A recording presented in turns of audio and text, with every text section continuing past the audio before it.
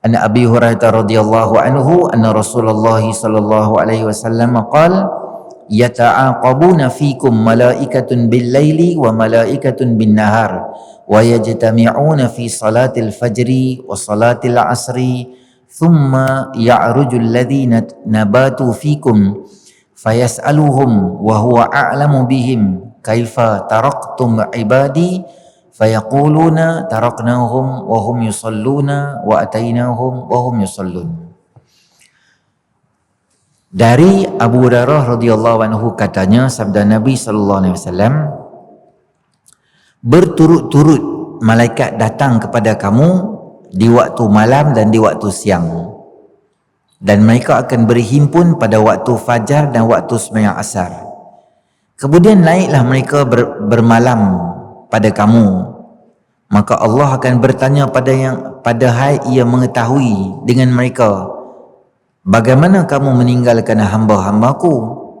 Mereka berkata, kami meninggalkan mereka sedang bersembahyang, dan kami datang pada mereka juga sedang bersembahyang. Baik, Allah Subhanahu wa taala setiap hari ada laporan harian yang akan dibentangkan pada Allah Subhanahu wa taala. Setiap hari akan ada laporan harian. Bila subuh sekali pembentangan, asar sekali akan dilaporkan amalan kita.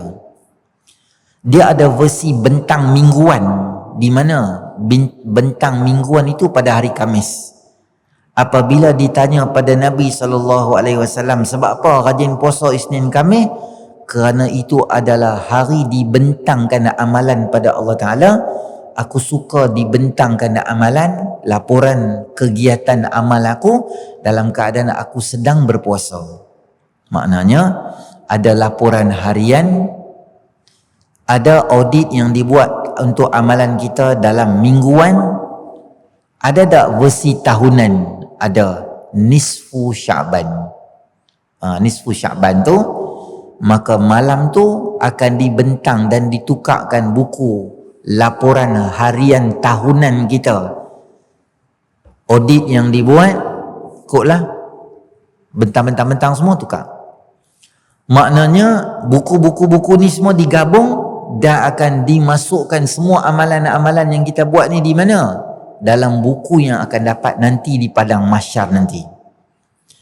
Malaikat yang naik turun setiap hari ada satu skuad malaikat asing, bukan malaikat raqib dan atid. Tak, ma yalfidhu min qawlin illa ladaihi raqibun atid. Setiap pertuturan dan bicara yang diucapkan oleh manusia dicatat dan dicatat oleh malaikat raqib dan atid. Yang ni tak pergi mana, dia duduk tang ni ya.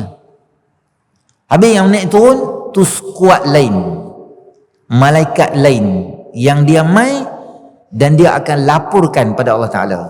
Allah Subhanahu wa ta'ala Tuhan Maha tahu, Maha alim. Dia tanya, hampa mai pada mana? Maka malaikat berkata, kami mai pada hamba-hamba kamu ya Allah. Macam mana mereka? Masa kami mai, mereka duduk sembahyang subuh.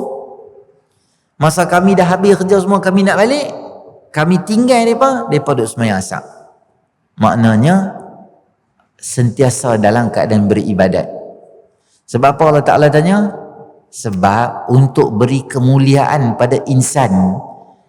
Kerana apabila Allah Ta'ala mula nak cipta manusia, malaikat kata janganlah buat, mereka ni tumpahkan darah.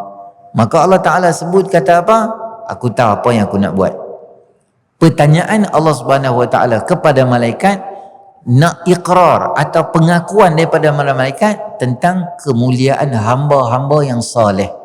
Ada orang yang buat kerosakan di muka bumi, tapi jangan kata semua hak buat jahat. Ada hamba-hamba aku yang rajin semayang kat aku di malam, dan ada hamba-hamba aku yang rajin semayang dengan aku di waktu pagi. Hadis ini nak menunjuk atau nak menaikkan martabat orang-orang yang soleh, yang sentiasa beribadat pada Allah Subhanahu wa ta'ala, bagi menafikan kata-kata malaikat tentang jahatnya manusia nak tumpahkan darah tu. Hadis ni juga menunjukkan pada kita kelebihan sembahyang subuh dan kelebihan sembahyang asar, terutama ketika secara berjemaah. Kalau orang perempuan di awal waktu, kerana pertukaran berlaku di awal asar dan di awal subuh. Jadi kalaulah orang perempuan di rumah kita nak pergi sembahyang surau, gerak isteri kita suruh dia sembahyang. Gerak isteri suruh dia sembahyang. Kita pergi masjid pergi surau suruh dia sembahyang. Supaya bila malaikat main laporan tu dia habaq, dia akan habaq apa? Sembahyanglah. Kalau tidak, kami mai ya Allah depa duk lena, atainahum wa hum naimun wa taraknahum wa hum naimun. Kami mai pun depa lena, kami balik pun depa lena.